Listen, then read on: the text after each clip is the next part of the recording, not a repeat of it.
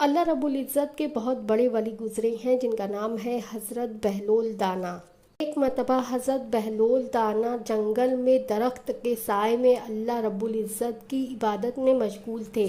तभी अचानक उस जंगल से उस इलाके के बादशाह का काफिले के साथ गुजर हुआ। बादशाह का दस्तूर था कि वो कहीं से भी गुजरता तो लोग उसकी ताज़ीम में खड़े हो जाते, लेकिन हज़रत बहलोल दाना उसकी ताज़ीम में न खड़े हुए तो बादशाह को तैश आ गया। उसने फौरन अपने 4 सिपाहियों को हुक्म दिया कि उस बुजुर्ग को पकड़कर मेरे पास ले आओ। बादशाह ने हुक्म देते हुए कहा कि जब मैं तुम्हारे पास से गुजरा तो तुम मेरी ताज़ीम में क्यों खड़े नहीं हुए? हज़रत बहलोल दाना ने मुस्कुराते हुए जवाब दिया कि मैं उस वक्त दुनिया के सबसे बड़े बादशाह की ताज़ीम में लगा हुआ था। तकब्बुर परस्त बादशाह ने कहा कि इस इलाके का बादशाह तो मैं हूँ, दूसरा मुझसे बड़ा बादशाह कहाँ से पैदा हो गया? पर अल्लाह के वली ने जवाब दिया कि वो हम सब का मालिक है, उसने तुम्हें भी पैदा किया है और मुझे भी। बादशाह को कोई जवाब न मिल सका तो उसने अपनी इज्जत बचाने के लिए एक लकड़ी का टुकड़ा लिया और फकीर को दे दिया और कहा कि तुम इस इलाके के सबसे बड़े पागल हो,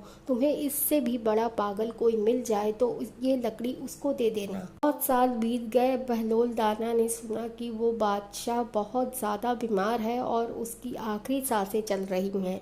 अल्लाह के वली उस बादशाह को देखने के लिए पहुंचे और कहा कि मैं जिस्म का नहीं रूह का इलाज करता हूं। अल्लाह के वली ने बादशाह से पूछा कि तुम्हारा पसंदीदा शौक क्या है?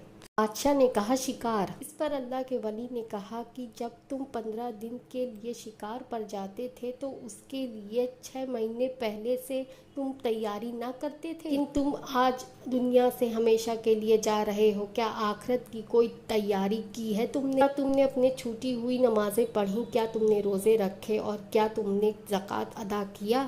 इतना सुनने के बाद बादशाह फूट फूट कर रोने लग गया और कहा कि मैंने इनमें से कोई भी फर्ज अदा नहीं किया। हज़रत बहलोल दाना ने कहा, ठहरो, मेरे पास तुम्हारी एक अमानत है जो तुमने मुझे बरसों पहले दी थी।